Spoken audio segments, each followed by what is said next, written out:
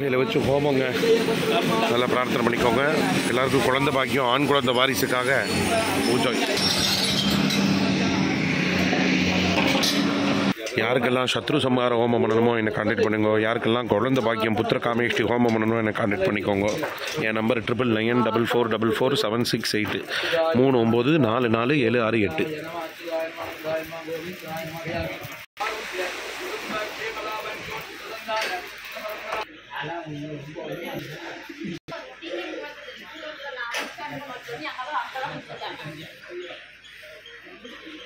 இது பாருங்க, குழந்தை பாக்கியத்துக்காக இங்கே ஊஞ்சல் கட்டியிருக்கா எல்லாரும்.